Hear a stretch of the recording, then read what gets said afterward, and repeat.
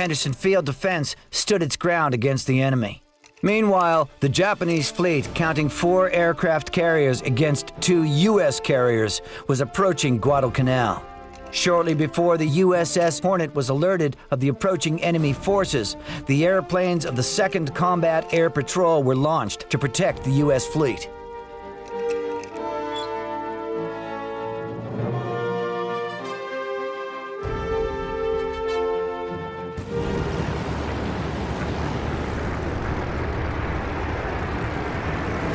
Contact with an enemy group. Damn, there's a swarm of them flying towards you.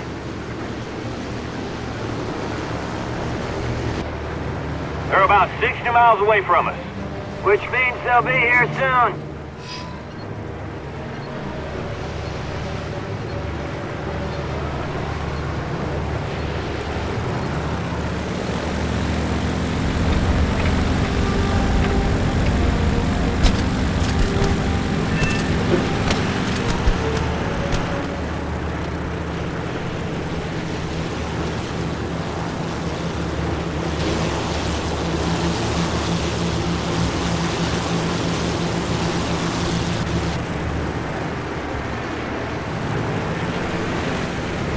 Group of planes, about 12 dive bombers, incoming from the northeast at 6,500 feet. It started!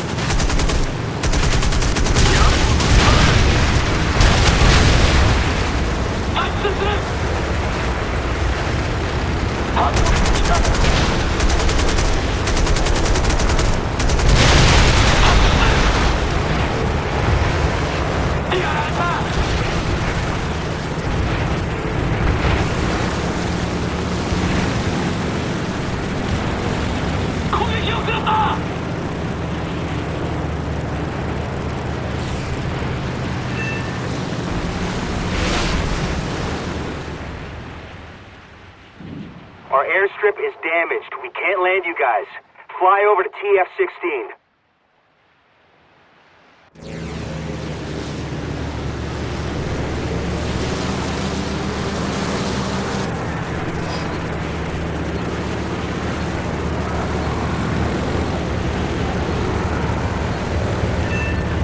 Eighth bomber is incoming from the northeast at 5,000 feet. Damn! Looks like we got more work, guys.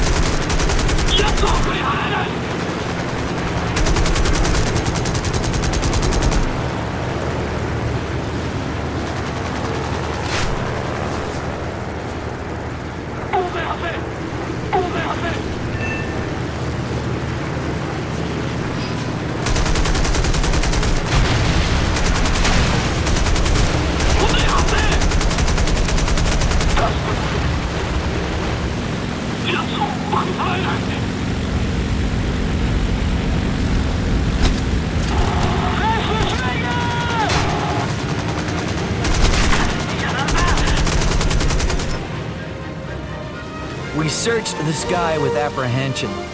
There were only a few planes in the air in comparison with the numbers launched several hours before. The planes lurched and staggered onto the deck, every single fighter and bomber bullet-holed. As the pilots climbed wearily from their cramped cockpits, they told of an unbelievable opposition, of skies choked with anti-aircraft shell bursts and tracers. Lieutenant Commander Okumiya Mazataki, Rear Admiral Kakuji Kakuta's Air Staff Officer. You're seeing the greatest carrier duel of history. Perhaps it will never happen again. Rear Admiral Thomas C. Kincaid, Commander of Task Force 16.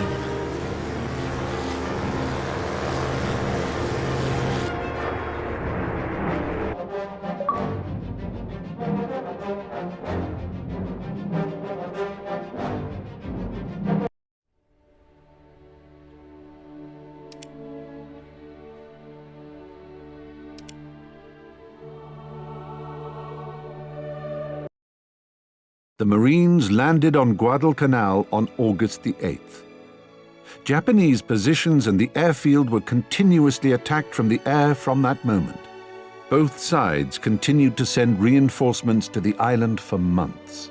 As the scale of the battle continued to grow, it became obvious that the battle for Guadalcanal would forever turn the tide of the war. The campaign involved nearly all branches of the armed forces. Aircraft carriers and other warships exchanged blows. Warplanes from both sides engaged in hour-long dogfights. Infantry fought desperate battles in the disease-ridden jungle. Even a few tanks managed to traverse the virtually impenetrable terrain and join the fray. The Americans fought tooth and nail and eventually gained the upper hand, losing nearly 7,000 men in the campaign. Japanese losses numbered nearly 31,000. Two more carrier battles that took place during the Guadalcanal campaign further exacerbated the Japanese situation. More experienced Navy pilots were irreplaceably lost. A year after Pearl Harbor, less than half of the December 7th veterans were still alive. They were being replaced with novices straight out of flight school. In a single year, Japan experienced an incredible mix of triumph and failure. Carrier-based war, started by Japan, was lost no sooner than it had begun. Even before Pearl Harbor, the US government ordered 6 new Essex-class aircraft carriers. In contrast, the Japanese had only 1 new carrier in the works. They had nothing with which to replace their losses. However, by March 1, 1943, Japan still occupied vast territories. The Japanese Army and Navy were working on new plans to reverse the course of the war in the Pacific. The war was not over yet.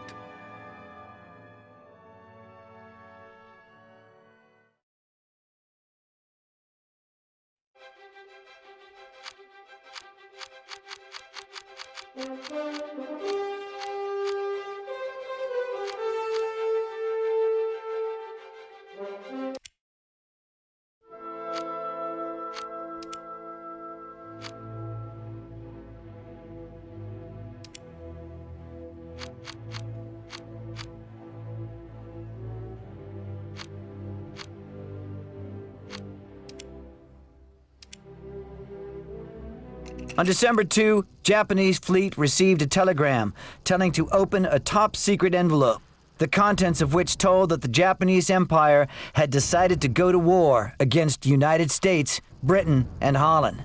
On December 7th, at 0530 hours, the Japanese task force turned northeast, and Akagi signaled the aircraft of the first wave to prepare for takeoff at 0615. Wheeler Field and other fields were primary targets in the Japanese attack plan. Battleships were chosen as the main targets in the U.S. fleet, since they were the prestige ships of any navy at the time.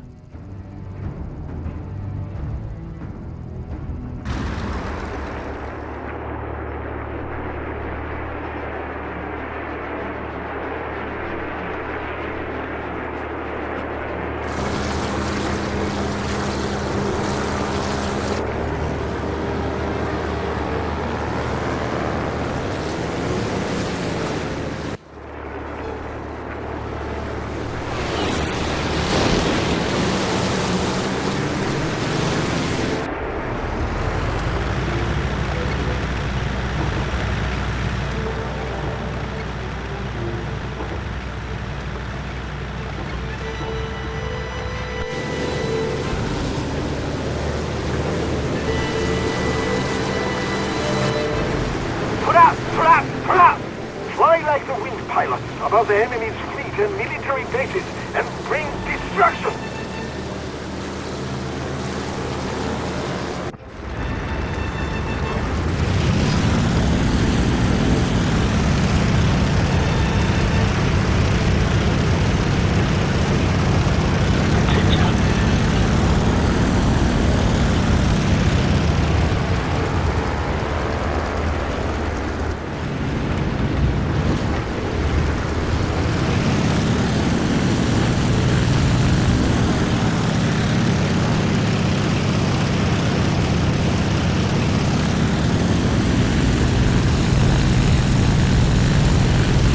Took them by surprise!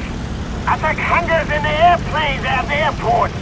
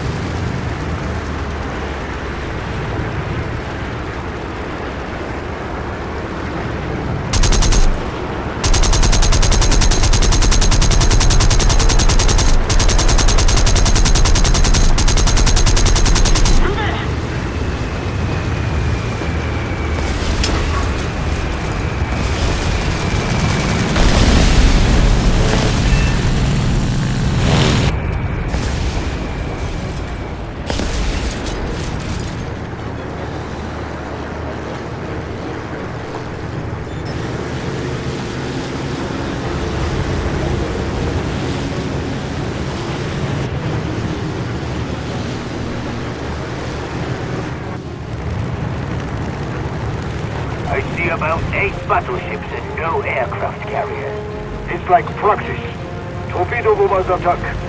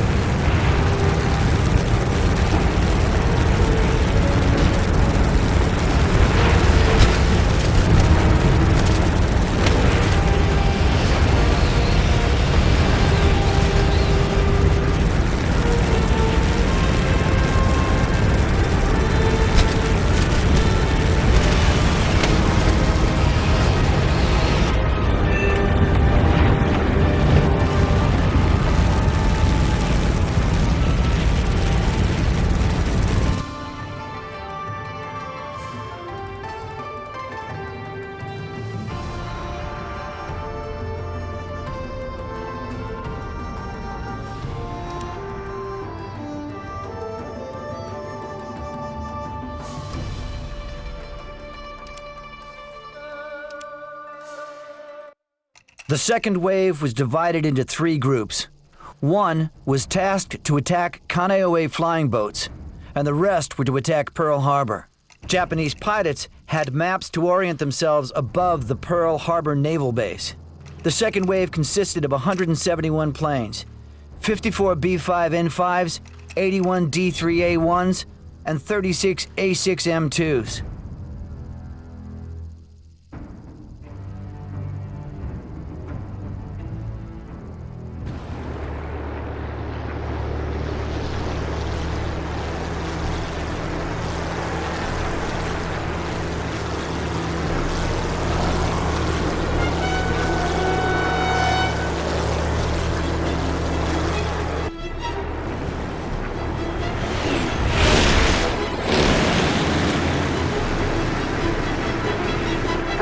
Wait was successful.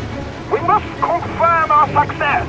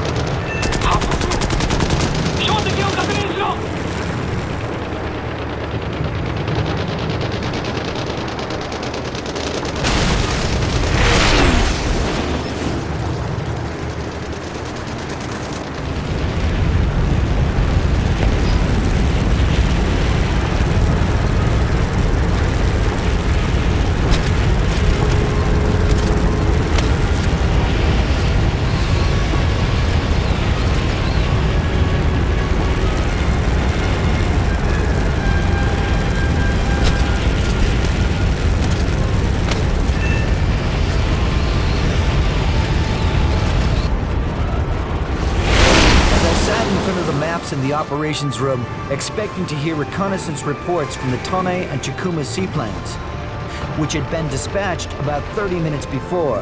The first report from the Chikuma's plane came in. It read, "The enemy fleet is not in Lahaina anchorage. The enemy fleet is in Pearl Harbor." How pleased we were to receive this report. Instinctively, Admiral Nagumo and all of his staff officers looked at each other and could not suppress their smiles. The only thing remaining was to await the results of the attack. Vice Admiral Ryunosuke Kusaka, Chief of Staff, 1st Air Fleet.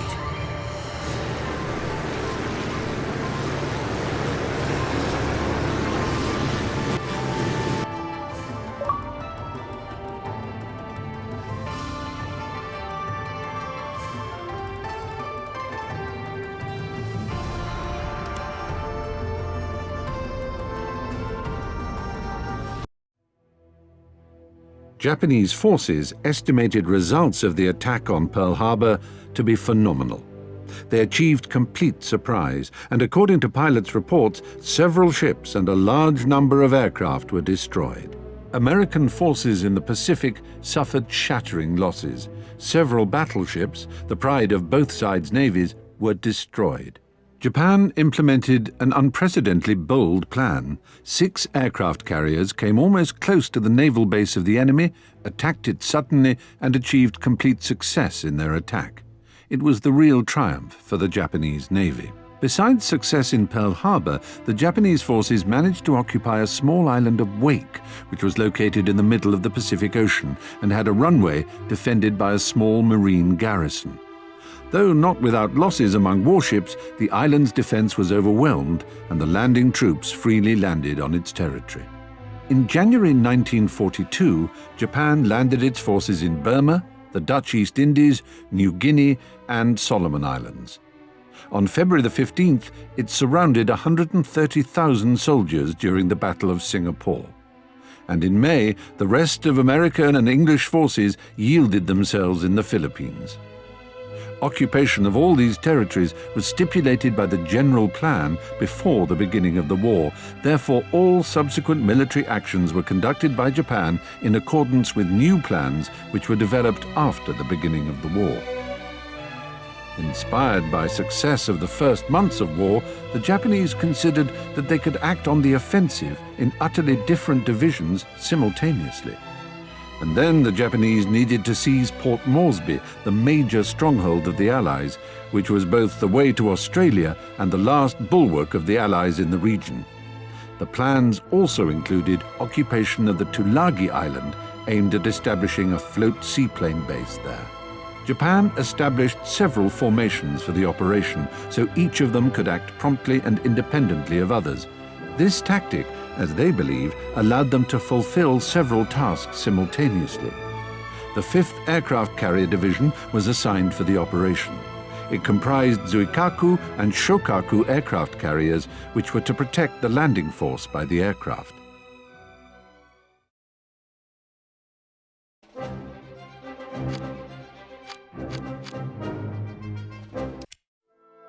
Japan entered the 20th century in a period of transition. A country which had isolated itself from the outside world was being reborn as a leading world power. It was opening to the world and hastened to catch up with its backlog in all the most important spheres of industry, such as shipbuilding, aviation, and engineering. Foreign specialists were invited to train Japanese engineers, and the Japanese themselves started traveling and studying technical novelties. Over several decades, Japan managed to catch up with its backlog in the technical aspect almost from scratch, and to realize itself as a power which should dominate implicitly in the region. As it started to gain power, Japan turned its attention to its neighbors, aiming at expanding its areas of influence and its territories. Thus, in 1879, the Ryukyu state located on Okinawa Island was annexed, and in 1894, Japan fought a war with China, as a result of which Japan gained the island of Taiwan. Another war over redivision of areas of influence was fought between Japan and Russia in 1904 and 1905, the main result of which was the final annexation of Korea to Japan in 1910. All those wars won at the turn of the century built up the glory of the Japanese Army and Navy, as well as strengthening the faith of the Japanese in their unconquerable armed forces and their confidence that Japan should become the largest state in Asia. In 1922, Japan was the first country in the world to launch a ship whose class was strictly determined as aircraft carrier. Shortly after that, aircraft carriers initially built as battleships went into service. All these facts demonstrate the importance of specifically naval aircraft in Japan. As both the Army and Navy possessed their own aircraft in Japan, both of them developed its aircraft quite separately. In fact, these two military forces were completely independent of each other and sometimes had utterly different views on conducting military operations and the location of those actions as well. In 1937, a new war with China began when Japan established control over the northern and central parts of the territory. In response to the war in China and the movement of troops into French Indochina, the USA placed an embargo on oil and metal supply to Japan. These materials were vital for the conduct of military operations, so Japan had to seek out another source. It was quickly found in European colonies in Southeast Asia, which automatically made them the object of military invasion. After the introduction of the embargo, the Japanese headquarters became more and more conscious that conflict with the USA and England was inevitable if the country continued its expansion southwards. And consequently, plans for a preemptive strike began to emerge. One of the possible plans even provided for striking an aircraft carrier blow on the Pearl Harbor Naval Base located on the Oahu island of Hawaii. However, these plans would only be implemented if peace talks failed and Japan did not succeed in convincing America in the rightness of her position. On April 10, 1941, Japan established the first aircraft carrier fleet comprising 3 divisions of 2 aircraft carriers each. It was the first large formation of aircraft carriers in the world. And on November 16, 1941, 1 century after American military forces put an end to the isolation of Japan, the Japanese First Air Fleet, including 6 aircraft carriers, Akagi, Kaga, Soryu, Hiryu, Shokaku, Zuikaku, left their ports and headed to Hawaii.